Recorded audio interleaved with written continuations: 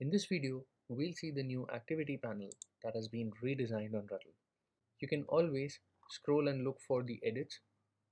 You can enable scroll page on hover so that whenever you hover on any particular card, it'll take you to that exact position where the comment or edit has been placed respectively. You can always switch it off to ensure a more smooth experience. You can click on the card and it'll take you to that position like this.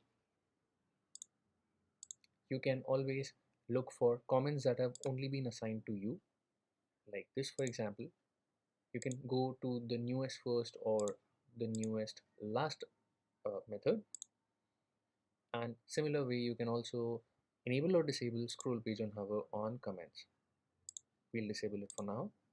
What's more important is in the edits tab you can always switch to activity view so that you get the earlier experience which was there on Ruttl, in which you get a view that shows you who has made what edits or comments on Ruttl.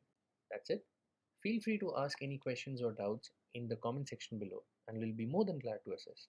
Thanks, and we'll see you in the next one.